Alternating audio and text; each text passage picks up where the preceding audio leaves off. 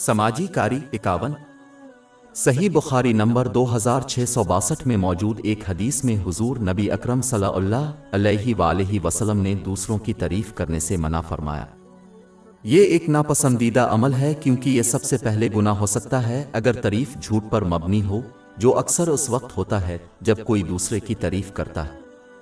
یہاں تک کہ اگر یہ سچ ہے تو لوگوں کی، خاص طور پر جاہلوں کی حد سے زیادہ تعریف کرنا ان کے غرور کا باعث بن سکتا ہے۔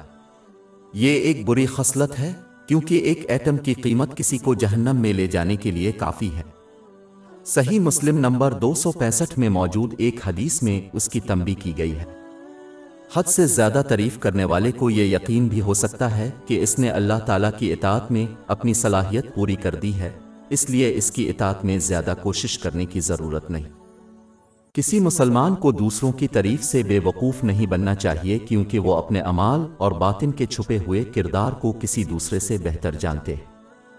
اس پر اور ان گنت بار غور کرنے سے اللہ تعالیٰ نے لوگوں سے ان کے عیوب کو چھپا رکھا ہے، انہیں غرور کرنے سے روکنا چاہیے۔ سچ تو یہ ہے کہ اگر دوسروں کے تمام چھپے ہوئے عیبوں اور گناہوں کا علم ہو جائے تو کوئی دوسرے کی تعریف نہ کرے گا۔ اس کے علاوہ انہیں یہ بھی یاد رکھنا چاہیے کہ ان کے پاس جو قابل تعریف صفت ہے وہ اللہ تعالیٰ کے علاوہ کسی اور نے انہیں عطا نہیں کی، اس لیے تمام تعریفیں اسی کے لیے ہیں۔ آخر میں ایک مسلمان کو چاہیے کہ وہ اپنے پاس موجود نعمتوں کو ان طریقوں سے استعمال کر کے اللہ تعالیٰ کا زیادہ شکر گزار بن جائے جو اس کو خوش کرتے ہیں۔ اس حدیث کے بارے میں دوسروں کو نصیحت کرنا چاہیے اور انہیں تنبیہ کرنی چاہیے کہ وہ دوسروں کی تعریف نہ کرے۔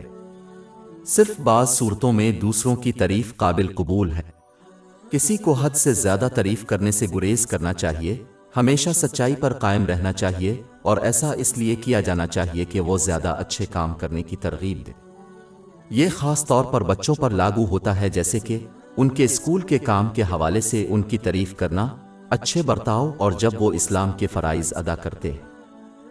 ہماری ویب سائٹ www.shekpod.com پر 400 سے زیادہ مفت e books, audio books, infographics, podcast اور بلاگ دستیاب ہے۔